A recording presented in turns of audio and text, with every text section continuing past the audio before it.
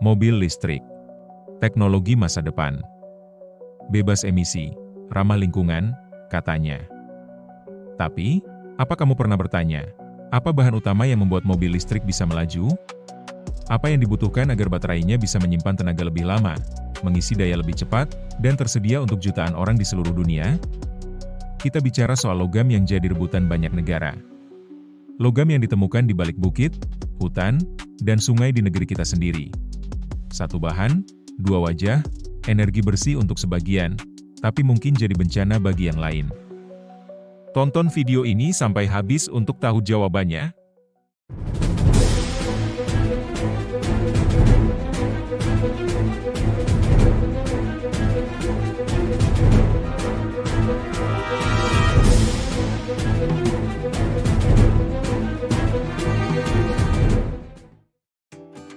Tren mobil listrik terus meningkat secara global.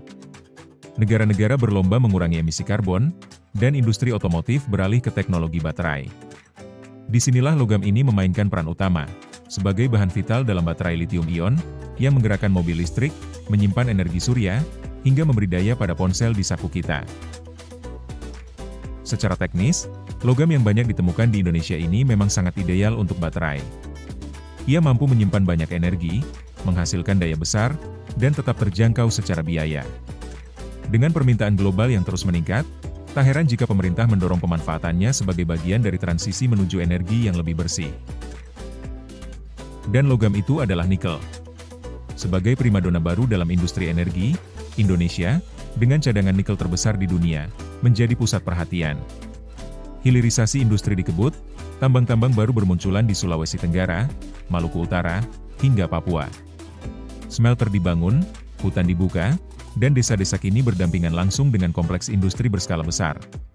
Tapi, apakah benar nikel yang digadang-gadang sebagai bahan baku energi ramah lingkungan benar-benar ramah bagi lingkungan?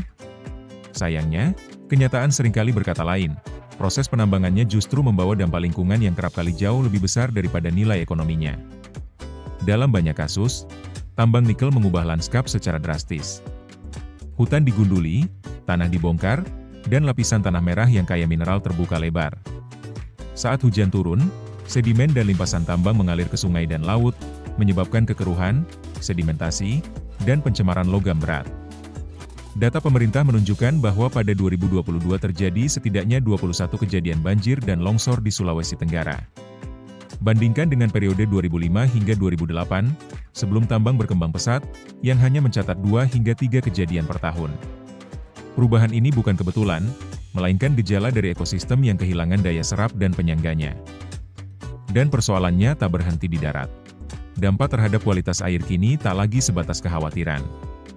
Hasil uji laboratorium menunjukkan pencemaran logam berat seperti nikel, krom heksavalen, dan tembaga di Teluk Buli dan Teluk Weda telah melebihi baku mutu air laut yang ditetapkan pemerintah. Bahkan, kandungan merkuri di beberapa sungai di Pulau Buru mencapai hingga 16 kali lipat dari ambang batas. Menurut ahli, terdapat cara untuk meminimalisir pencemaran air dari tambang nikel. Salah satunya dengan membangun sistem pengelolaan air tambang yang didasarkan pada pemahaman menyeluruh terhadap hidrologi lokal, karakteristik geokimia batuan, dan perilaku polutan.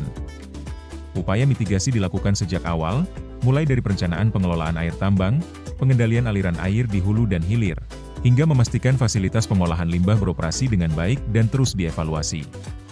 Inilah bentuk tanggung jawab yang semestinya menjadi standar di semua wilayah tambang.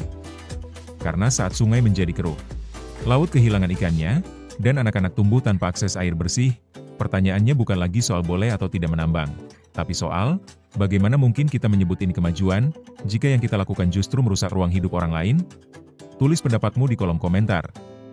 Haruskah kita tetap mengandalkan nikel? Atau saatnya menuntut standar yang lebih adil dan berkelanjutan? Jangan lupa like, share, dan aktifkan notifikasi untuk konten lainnya.